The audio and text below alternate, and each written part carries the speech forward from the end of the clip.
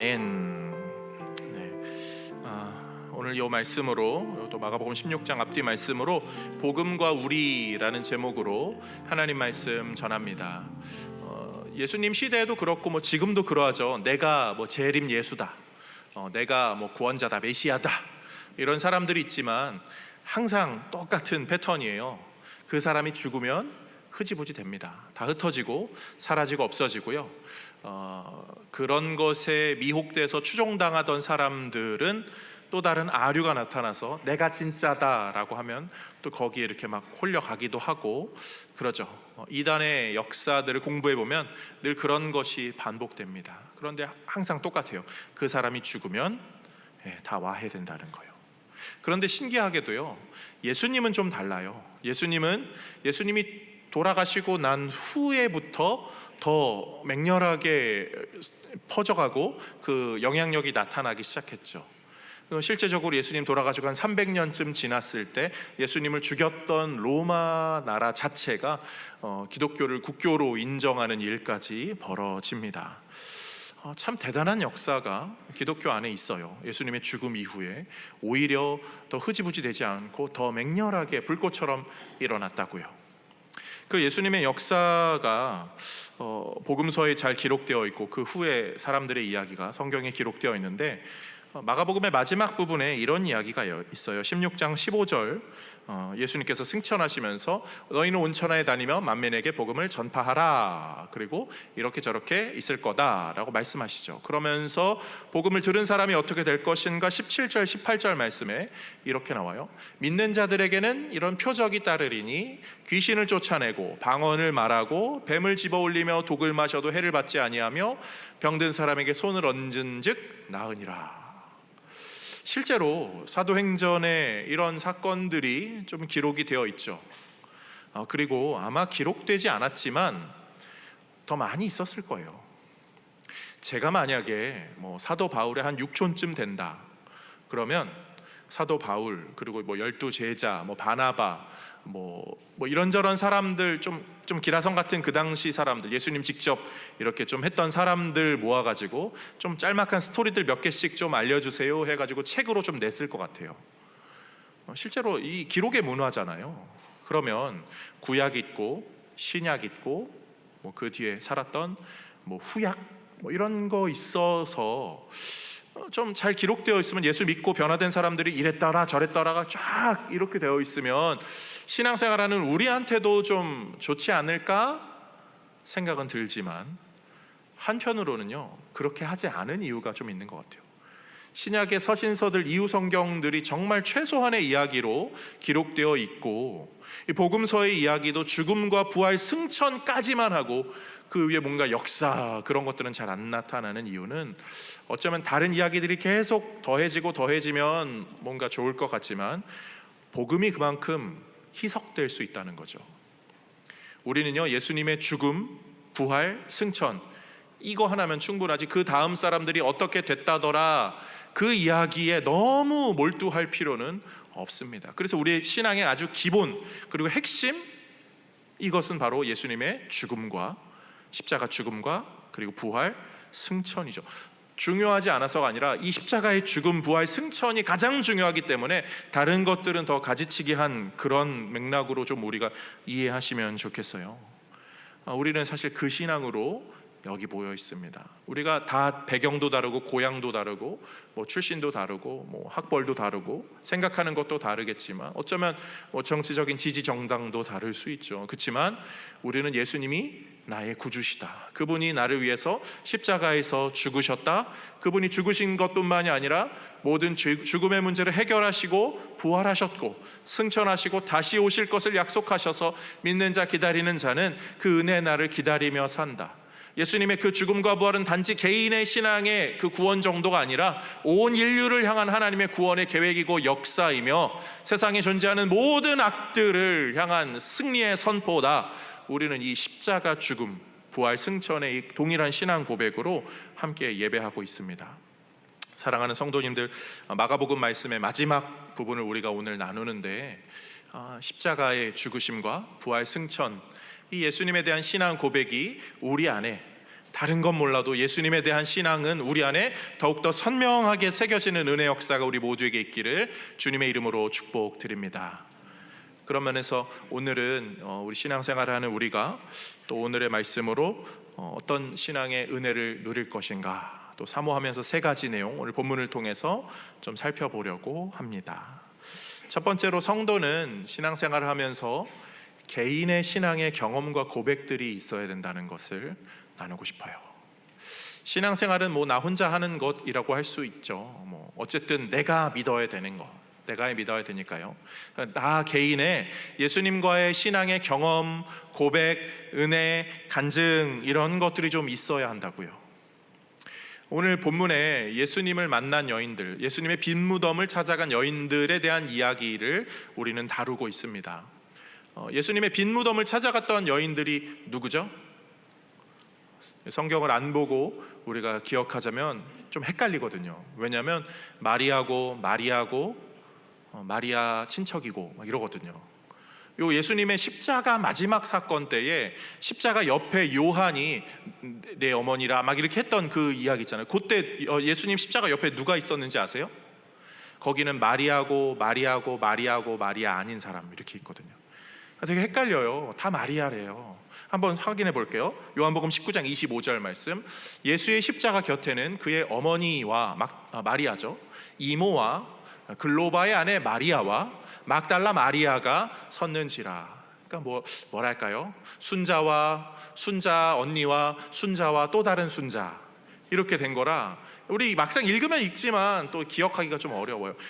그 마가복음 15장에는 똑같은 장면인데 멀리서 바라보는 여자들도 있으니 그 중에 막달라 마리아와 또 작은 야고보와 요새의 어머니 마리아와 또 살로메가 있으니까 2번 이모가 살로메라는 거죠.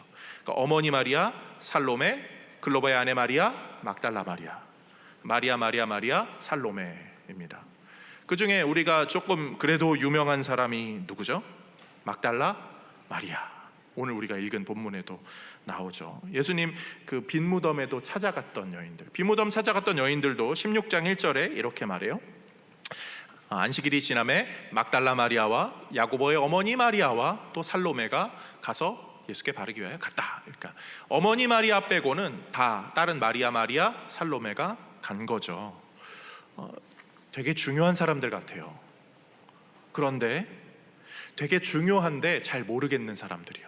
막달라 마리아가 예수님하고 무슨 일이 있었죠? 우리 잘 모르시거든요. 막달라 마리아는 항상 넌센스 퀴즈에 나오는 사람, 막 달라고 하는 여자 누구죠? 막달라 마리아. 이런 데만 나오지 성경에 무슨 사건인지 잘 몰라요. 성경에 이렇게 나오는 이야기는요, 오늘 본문 9절에 조금 뭐가 나와요. 한번 볼게요. 예수께서 안식 후 첫날 이른 아침에 살아나신 후 전에 7 귀신을 쫓아내어 주신 막달라 마리아에게 먼저 보이시니 7 귀신을 쫓아냈대요. 성경 어디 나오죠? 안 나와요. 이 엄청난 사건일 것 같은데 안 나와요. 오히려 이런 이야기가 나와요. 누가복음 8장 2절 3절. 또한 악귀를 쫓아내신과 병고침을 받은 어떤 여자들 곧 7 귀신이 나간 자 막달라인이라 하는 마리아와, 여기 한번 나오거든요. 근데 그 3절 보면은 헤롯의 청지기의 구사의 아내 요한나와 수산나와 다른 여러 여자가 함께하여 자기들의 소유로 그들을 섬기더라. 엄청 충성봉사한 이야기는 있는데 뭔가 대단한 7 귀신을 쫓아낸 이야기, 영화 같잖아요. 드라마틱한 그 이야기가 기록될 법한데 기록되지 않아요. 근데 저는 이게 되게 성경이 중요하게 가르치는 모범인 것 같아요. 성도의 모범. 예수님과의 특별한 은혜의 경험과 체험이 있습니다. 하나님께서 역사하신 그 예수님을 만나고 변한 은혜의 경험이 있어요. 그런데 그거를 막 떠벌리는 인생은 아니라는 거예요. 나는 그 은혜를 간직해요. 그리고 그 은혜를 간직하고 열심히 충성 봉사하고 할 수 있는 사역들을 합니다. 그렇지만 나 자신을 드러내거나 내가 했던 경험을 막 떠벌리거나 그것이 주 목적이 아니라 나는 예수님을 잘 따르면 되는 거예요. 그런 면에서 신앙생활하는 성도에게는요, 분명한 자기 간증이 있어야 돼요. 은혜의 간증. 내가 예수님을 언제 만났다, 아니면 내가 예수님을 만나고 내 삶에 어떤 변화가 찾아왔다, 내가 은혜를 받고 나니까 내 삶의 생각이나 내 삶의 기준이나 우선순위가 뭐가 어떻게 변화되었다, 그런 내 삶의 변화에 대한 간증, 아니면 어떠한 체험, 아니면 어떠한 계기, 이런 것들은 분명히 있어야 됩니다. 그렇지만 그렇다고 그것이 자기를 드높이고자 하는 그런 데 쓰이는 것이 아니라 오히려 그런 은혜는 귀한 사역을 위한 밑재료가 되는 것뿐이지, 다른 사람들에게 이렇게 시험 들게 하거나 시기하게 할 만한 그런 요소로 쓰일 필요는 없다는 거죠. 오늘 이 여인들이 그렇거든요. 그렇잖아요. 초대교회 탁 등장합니다. 치맛바람 쫙 하면서 나 무덤까지 갔던 여자야. 너희들 빈무덤 본 적 있어? 나 거기 새벽에 간 여자야. 딱 그럴 수 있잖아요. 근데 그런 이야기가 아니에요. 오히려 참 재미난 게 이 마리아 말고 또 다른 여인의 이름이 뭐라고 그랬죠? 살로메라고 그랬죠. 살로메가 누군지 아세요? 요한과 야고보의 어머니입니다. 요한과 야고보의 어머니는 이미 기록되어 있죠. 다른 사건으로 기록되어 있습니다. 무슨 사건이죠? 예수님 나중에 우리 아들들 하나는 좌편에 하나는 우편에, 아주 부끄러운 그 모습이잖아요. 그 모습이 그냥 그대로 기록되어 있어요. 아니 좀 마가한테 부탁해서, 아니면 초대교회 성도들한테 부탁해서, 아유 그 부분은 좀 이렇게 좀 지우고 이제 그만 읽었으면 좋겠어. 옛날에 나 부끄러울 때 모습인데 이거 좀 해서 뭐해, 이렇게 입김 좀 낼 수 있을 것 같은데, 아니요, 그런 거 그냥 기록해둬요. 자신의 부끄러움은 그냥 사람들이 알아도 지금 내가 변화했으니까, 지금 내가 그런 모습이 아니니까 괜찮다는 거예요. 저는 이 되게 중요한 것 같거든요. 신앙생활하면서 과거에 얽매여 있을 수 있습니다. 나 옛날에 이런 헌신했던 사람이야, 나 이런 옛날에 충성했던 사람이야, 나 엄청난 것 하나님께 했던 사람이야. 과거에 얽매여 있는 사람은 사람들의 평판에 얽매여 있는 거예요. 자기 과시에 얽매여 있는 거죠.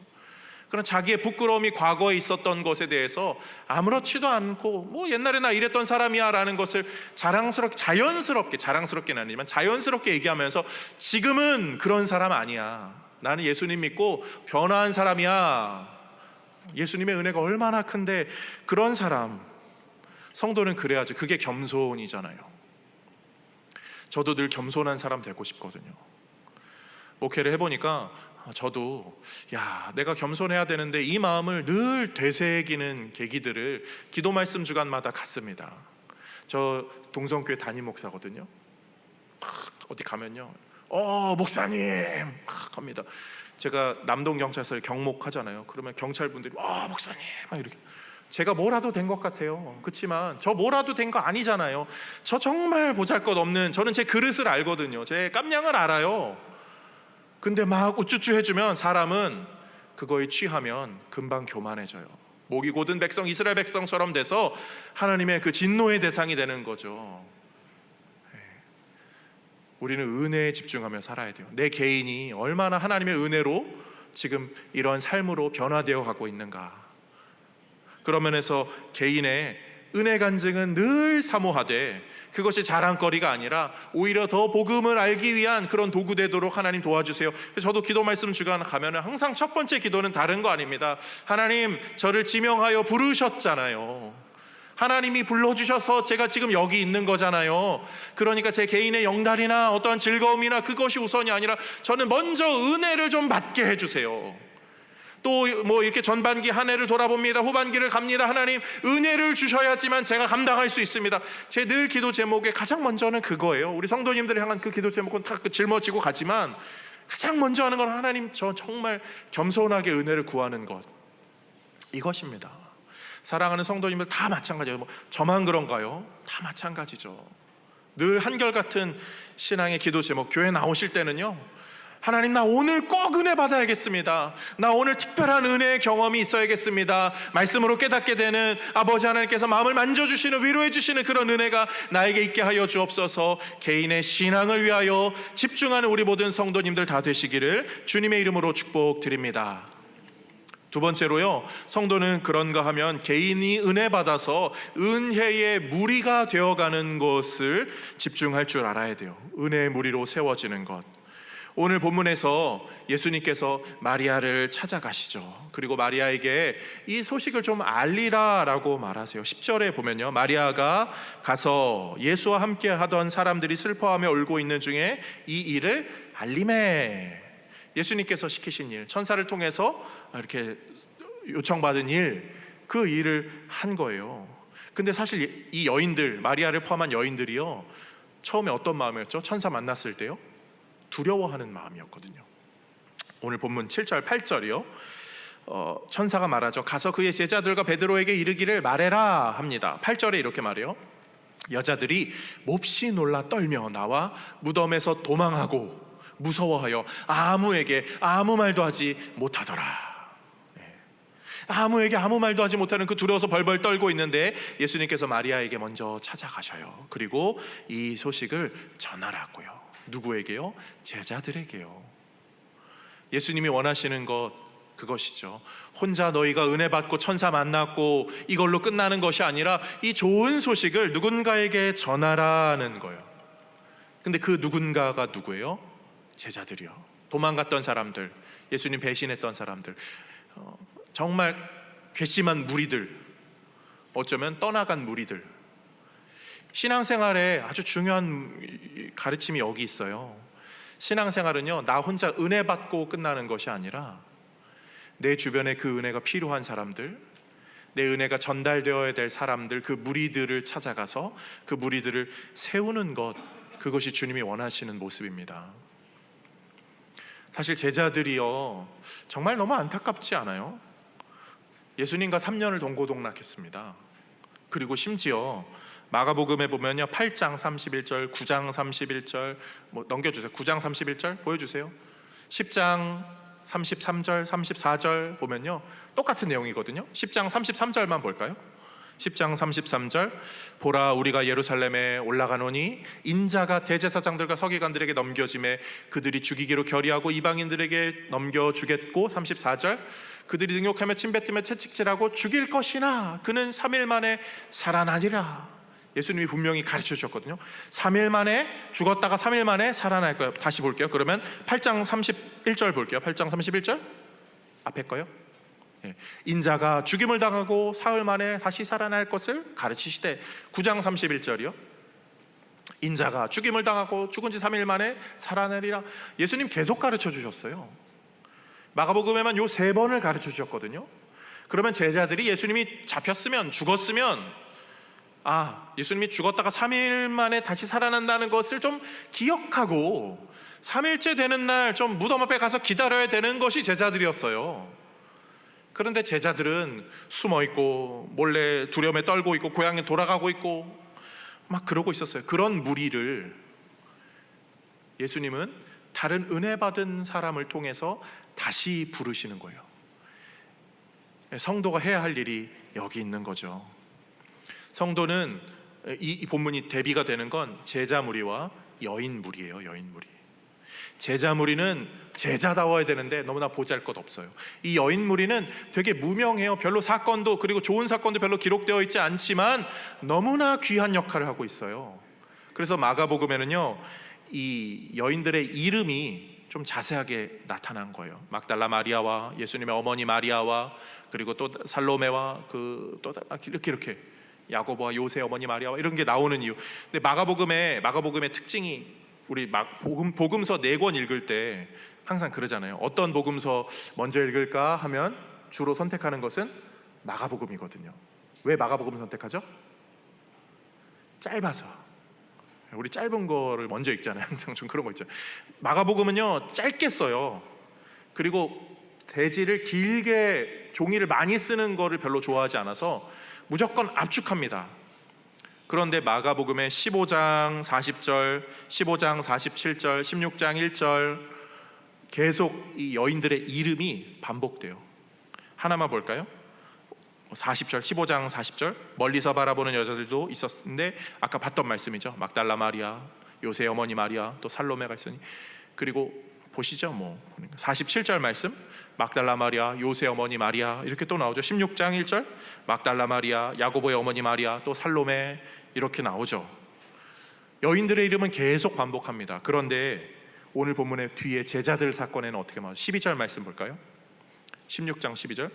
그 후에 그들 중 두 사람이 걸어서 시골로 갈 때에, 엠마오로 가던 두 제자 사건이거든요. 제자들은 누군지 밝히지 않아요. 이름을 정확하게 기록하지 않아요.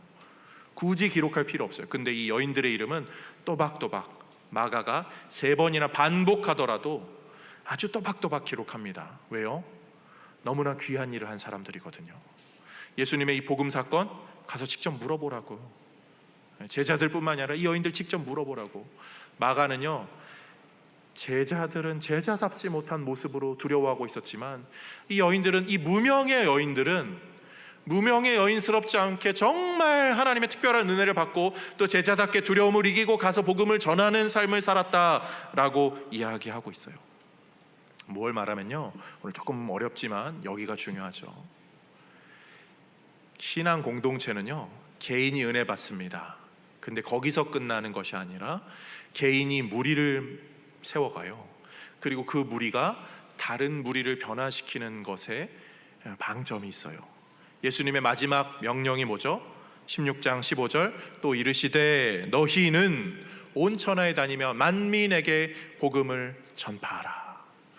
너는 가서 누구에게 복음을 전하라가 아니라 너희는 만민에게, 무리가 무리에게. 그래서 우리는 개인이 신앙생활하는 게 아니라 교회가 되어야 되는 거고요, 교회가 함께 신앙의 활동을 해야 하는 것입니다. 예수님께서 제자들에게 복음을 전하라 때 둘씩 짝을 지어서 보내세요. 혼자 하는 게 아니라 같이 하라고요. 그런 면에서 신앙생활할 때 정말 필요한 것이 두 가지 정도 우리가 여기서 생각해 볼 수 있다면, 하나는 내가 은혜 받는 것이고요, 또 하나는 나와 같이 은혜 받아서 같이 마음 맞아서 신앙생활 할 수 있는 그런 누군가 혹은 누군가들이 있어야 되는 거죠. 소그룹들이 그런 사람이 되거나 아니면 정말 한두 명이라도 그런 사람이 있으면 그 사람, 그 공동체에서 건강하게 신앙생활 할 수 있거든요. 그런 면에서 사랑하는 성도님들, 우리의 신앙생활은 어때야 합니까? 주변을 둘러보시고요, 내가 혹시 손 내밀어 줘야 될 사람 있는가? 신앙에 열정이 있으신 분들은 그 부분을 적용해 보셔야 돼요. 내가 우리 교회에 저분 이렇게 자꾸 눈에 밟히는데 좀 이야기도 하고 밥도 먹고 차도 마셔볼까? 좀 신앙의 교제를 해보면 어떨까? 그런 시도들이 우리 안에 있어야 돼요. 그게 건강한 신앙생활입니다. 그리고 또 다른 방면으로 부탁을 드리는 건, 우리 같이 교회 공동체 신앙생활 하시지만 그냥 혼자 조용히 왔다 조용히 가시는 그런 분들이 있을 수 있잖아요. 그런 분들은 그냥 나 혼자 은혜 받으면 돼, 뭐 신앙생활 예배 드리면 되고 뭐 같이 좀 교제하는 거 이런 거 좀 안 하면 어때? 라고 할 수 있을지 몰라도요, 아니에요. 그리고 주변에 누군가 같이 신앙생활 좀 더 열심히 하십시다, 밥 한번 먹읍시다, 차 한잔 마십시다 하면은 마지못해 좀 따라가는 것도 해주셔야 돼요. 이렇게 요청하는 분들도 성격이 좋아서 그러는 거 아니거든요. 사실 말 꺼내는 것도 어렵잖아요. 그런데 그렇게 누가 용기 내서 말하면, 다가오면 또 받아주는 것도 미덕이죠. 그게 신앙생활 아닙니까? 사랑하는 성도님들, 개인의 은혜에 집중하시되 그 은혜가 혼자 머무는 것이 아니라 공동체로, 또 그 공동체가 또 낙심한 공동체, 또 떨어진 공동체, 아니면 우리 공동체의 저 구석에 있는 이들, 그들에게 더 손을 뻗치고 영향력으로 다가가서 더 많은 은혜 공동체로 바르게 세워지는 역사가 우리 교회에 있기를 주님의 이름으로 축복드립니다. 그런 면에서 저는 뭐 그렇지만 좀 우리 중에 예전에 같이 신앙생활했던 분들 연락해보고, 신앙생활 잘하고 있으면 격려해주고 안 하고 있으면 또 독려해주는 것, 그것도 건강한 신앙생활이에요. 다 같이 뭐 관계하고 근데 칼같이 끊고 막 그런 거 굳이 그럴 필요는 없는 것 같아요. 건강한 공동체가, 또 바른 신앙생활이 무엇인가 늘 고민하는 부분이 우리 모두에게 있기를 원합니다. 마지막 세 번째로요, 그런 면에서 우리 공동체가 건강한 공동체, 바른 공동체로 세워지기 위해서는 늘 그렇듯이 우리 최고의 선물 예수 그리스도, 우리에게 가장 좋은 예수님 중심으로 세워지는 공동체, 우리는 그런 공동체를 꿈꿔야 돼요. 교회 공동체는 예수님을 머리로 하는 공동체잖아요. 우리는 그 몸된 자들입니다. 예수님이 중심에 계셔야 돼요. 오늘 이 마가복음 16장에서 복음서의 늘 마지막 부분에 가장 은혜로운 지점은 가장 열심을 내시는 분이 우리 예수님이라는 거예요. 천사가 가서 전해라, 예수님이 찾아가서 좀 알려줘라 라고 하지만 이 사람이 하는 것보다 예수님이 더 열심히 다니세요. 예수님은 혼자 있는 베드로에게 찾아가시고, 막달라 마리아에게 먼저 가시고, 베드로에게 가시고, 또 저기 다락방에 숨어 있는 제자들에게 찾아가시고, 엠마오로 가는 두 제자에게 찾아가시고, 또 제자들이 자기들이 있을 때 예수님 맞섰다고 하니까 도마가 늦게 와서 나는 예수님 못 만났는데 하니까 또 나중에 다시 모였을 때 다시 찾아가시고, 손 보여주시고 옆구리 보여주시고, 또 디베랴 호수로 자기 고향으로 돌아가서 다시 고기 잡고 있는 자들에게 또 찾아가셔서 고기 구워주시면서 먹으라, 네가 나를 사랑하느냐 또 다시 불러주시고, 정말 예수님이 열심히 찾아가시고 다시 부르시죠. 구약에서는요, 하나님의 열심히 일을 이루리라 라고 말합니다. 하나님이 열심히 하나님 나라를 세워가신다는 거예요. 예수님이 정말 열심히, 가장 열심히 제자들을 부르시죠. 예수님이 가장 수고하십니다. 그런 면에서 교회 공동체는 가장 수고하시는 예수님을 따라가야지, 내가 예수님보다 먼저 가려고 하면 항상 탈이 납니다. 사랑하는 성도님들, 동성교회는 누구 교회입니까? 갑자기 또 묻혀보면 좀 그렇죠. 우리 교회죠. 예수님 교회고요. 동성교회 내 교회입니까? 내 교회 반만 맞고 반은 틀리죠. 반만 맞다는 거는 하나님이 나에게 주신 우리 교회라는 의미의 내 교회지만, 내가 이 교회에 뭐라도 됐냥 그렇게 되는 내 교회가 되면 그거는 잘못되는 거죠. 양날의 검면의 표현이 내 교회라는 거예요. 이번 주에 미국에서 목회하는 친구가 한국에 잠깐 나와가지고 제가 가서 한번 만났습니다. 그래서 미국에서 조그맣게 단임 목회를 하고 있어요. 그래서 목회하는 거 어때? 서로 이렇게 목회에 관한 근황도 물어보고, 또 뭐 이런저런 이야기, 뭐 미국은 요즘 시끌시끌하니까 이런저런 물어보다가 목회하는 거 어때? 저는 그래도 이민 교회를 조금은 아니까 힘들지 않아? 혹시 힘들게 하시는 분들 없어? 이런저런 얘기를 이렇게 했어요. 3명의 담임 목사들이 만나서 이런저런 얘기했는데, 그 친구가 그런 얘기를 했어요. 쉽지 않아. 어느 날 설교하고 이렇게 내려오는데 집사님 한 분이 딱 서더니, 목사님 오늘 설교 준비 안 했네? 그래서 야, 뭐라고 그랬어? 너 뭐라고 대답했냐? 우리는 막 옆에서 야, 그러면은 막 별별 막 우리는 막 상황극을 막 하는 거예요. 너 그렇게 말했어야 되는 거, 저렇게 말했어야. 근데 그게 사실 그 이민교회에서 종종 벌어지는 일들이거든요. 여러 이유가 있지만 그분들이 정말 많이 헌신하고 거금을 내서 교회를 세우고 막 그런 일들이 종종 있거든요. 교회는 그 후원 제도 그런 게, 서양권에는 그런 게 있으니까 그런 거에 내 교회야, 이거 내 교회야, 너는 목사로서 여기서 좀 있다가 내가 이렇게 하면 저기 될 수도 있어, 그런 마음이 있는 거죠. 얼마나 불쌍한 영혼이에요. 그게 내 교회입니까? 이 예수님의 중심되는 교회가 아니라 내가 중심에 있는 교회잖아요. 그런 면에서 동성교회는 내 교회입니까? 박태환의 교회입니까? 아니죠. 목회자는 항상 주님이 중심이 되는 그 교회죠. 내가 주인이 된다고 하면은 저는 여기 있으면 안 되는 거예요. 그런 면에서 우리 교회는 어떤 교회가 돼야 되나? 우리 교회가 돼야 되고요, 예수님이 중심이 되시는 우리 교회가 돼야 되지, 예수님이 저 뒤에 있는 우리 교회가 되면 그건 정말 잘못된 거예요. 하나님이 열심으로 이루십니다. 하나님이 지명하여 부르시고, 하나님이 정말 이 시대, 에베소서 말씀 하나 볼까요? 에베소서 1장 23절 말씀, 교회는 그의 몸이니 교회가 그의 몸이라고 해요. 그런데 만물 안에서 만물을 충만하게 하시는 분, 하나님의 충만함이니라. 하나님이 채우는, 이 세상을 충만하게 채우는 것, 교회로, 하나님 나라로, 백성으로 채우는 거죠. 그것을 감당하는 하나님의 도구가 바로 교회입니다. 그런 면에서 교회는 정말 그 위대하신 하나님께서 이 땅을 변화시키는 중요한 사명을 띤 공동체예요. 그런데 그게 내 거다라고 하는 순간 잘못된 도구 되는 거예요. 그럼 버려지는 도구 되는 거죠. 그렇지만 이 도구가 하나님의 손에 쫙 붙들린 바 되어서 하나님이 원하시는 도구로 쓰임 받겠습니다 하면 어떻게 되죠? 장인은 도구 탓을 안 하잖아요. 우리가 부족할지라도요, 하나님의 손에 붙들린 교회가 되면 역사가 나타납니다.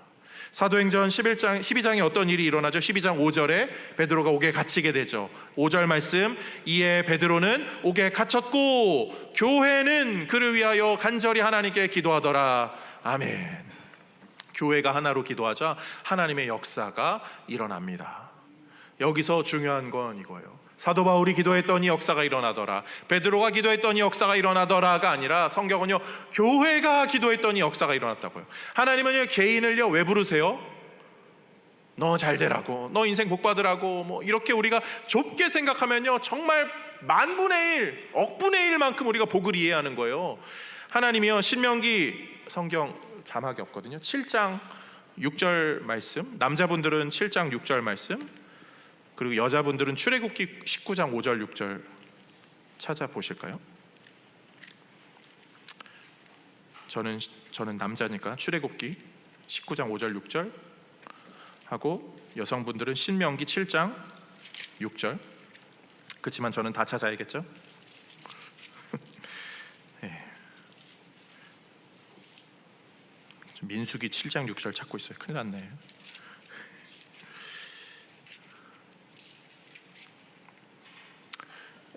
반주는 이제 슬슬 나오셔도 됩니다. 7장 6절. 너는 여호와 네 하나님의 성민이라. 네 하나님 여호와께서 지상 만민 중에서 너를 자기 기업의 백성으로 택하셨나니. 하나님께서 너를 택했다고 하는데요, 너를 뭘로 택했대요? 자기 기업의 백성으로. 너를 공동체로 택했어. 너 한 명을 내가 택했지만 너를 택한 건 너 하나가 아니라 너를 공동체로 택했다고, 너를 백성으로 택했다고요. 출애굽기 19장 5절에서 6절 말씀. 세계가 다 내게 속하였나니 너희가, 너희 택한 너희가 내 말을 잘 듣고 내 언약을 지키면 너희는 모든 민족 중에서 내 소유가 되겠고 너희가 내게 대하여 제사장 나라가 되며 거룩한 백성이 되리라. 하나님은요, 개인을 부르시지만 개인을 그냥 부르지 않으세요. 공동체로 부르시고요, 공동체를 세워가시는 일로 부르시죠. 그래서 공동체가, 개개인이 은혜받은 사람들이 공동체로 모여서 같이 하나님의 뜻을 예수 중심으로 추구하게 되면 하나님의 이 일을 하게 되는 것, 제사장이 된다는 것, 성민이 된다는 것. 제사장은 나 혼자 제사장이 아니라 찾아오는 사람들, 제사장과 연결되는 사람들을 돕는, 그래서 우리와 연결되는 무리를, 공동체를 더 하나님의 나라로, 백성으로 세우는 역할을 하게 된다는 것. 목사가 하는 게 아니라 같이 하는 거예요. 같이. 현대 사회가 되면서 현대 기독교인들에게 가장 심각한, 어쩌면 마귀의 유혹은요, 개인화예요. 개인화. 혼자 은혜 받을 수 있거든요. 혼자 큰 교회 가서 조용히 은혜 받고요, 설교 잘하는 목사님 1시간만 운전하면 찾아가서 예배 드릴 수 있어요. 찬양팀 빵빵한 데 갈 수 있어요. 가서 막 빵빵, 베이스 빵빵 하면서 막 눈물 나는, 그리고 막 가수들 나와서 싱어로 서 있는 그런 교회들도 찾아갈 수 있습니다. 그렇지만 그렇게 혼자 조용히 신앙생활하는 건요, 정말 마귀가 즐거워하는 거예요. 신앙생활 잘하는 것 같죠? 책 많이 읽고 뭐 유명한 설교 많이 듣는 것 같죠? 신앙생활 잘하는 것 같아요. 혼자 성령 충만한 것 같아요. 그렇지만 공동체와 전혀 접점이 없으면 그거는 죽어가는 거예요. 혼자 꽃피우는 것이 아니라 혼자 죽어갈 뿐 아니라 공동체도 같이 죽어가는 거죠. 그런 면에서 사랑하는 성도님들, 하나님이 일하시는 교회, 하나님이 역사하는 인생은 같이 하는 데 있어요. 교회로, 하나님이 부르신 교회로. 나는 부족해도 함께 할 때, 함께 기도할 때 하나님이 우리를 긍휼히 여기시죠. 사랑하는 성도님들, 동성교회에서 신앙생활 하고 계신데요, 다 다른 이유들 때문에 결국은 여기 앉아 계시겠죠. 뭐 어려서부터, 아니면 우연히 근처 사니까, 아니면 누가 이렇게 알게 돼서 어떤 한 사람 때문에 뭐 그러실 수 있어요. 그렇지만 하나님이 여기로 우리를 부르셨다면, 이곳에서 예배하라 부르셨다면 하나님이 원하시는 모습으로 신앙생활 해나가는 것이 주님이 원하시는 바, 바라시는 바겠죠. 부르신 곳에서 예배할 때 하나님 나에게 은혜 주시고, 내가 개인으로 은혜 받게 하시고, 또 무리에 속하게, 우리 무리가 주님이 원하는 그런 신앙의 모습으로 세워지게 하여 주옵소서. 신실한 신앙의 고백이 우리 모두에게 또 주님 나라 갈 때까지 있기를 주님의 이름으로 축복드립니다. 우리 그 마음으로 부르신 곳에서 나는 예배하네 함께 찬양할까요? 부르신 곳에서 나는 예배하네. 어떤 상황